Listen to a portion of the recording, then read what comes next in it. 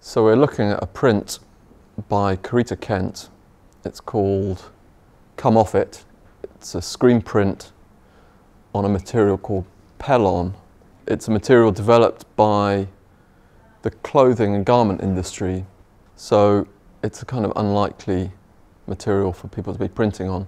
It's slightly discoloured all over. It's also got these quite distinct tide lines with associated cockling. This is called creasing, local distortion of the sheet. We also have some staining down here. There's another tide line with distortion.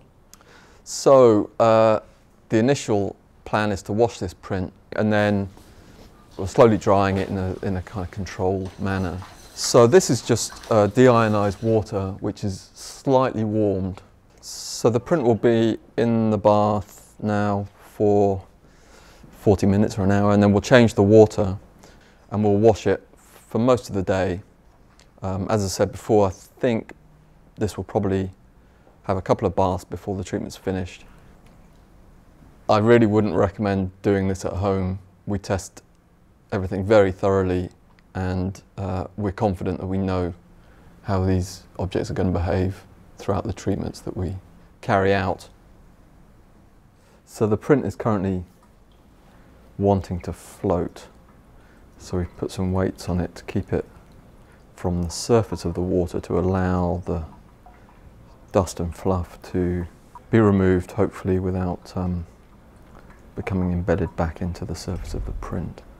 So now that the print is out of the bath, what we'll do first is blot the majority of the water from the sheet, and then we'll put it between felts and then swap those for thick blotters. We keep rotating as they get damp and draw the water out so that the sheet stays as flat as possible. And it might take a couple of days for it to dry out. Okay, so the print has been drying overnight between blotters and under a little bit of weight from a sheet of acrylic.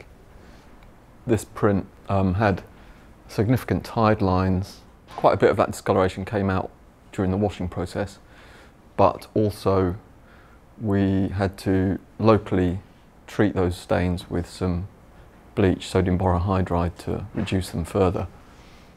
This sheet was also cockled. It had planar distortion along where that tide line had occurred. So again, that pressed flat after a couple of treatments. The first time it reduced a lot, and then after the second or the third bath, we were able to get it almost completely flat.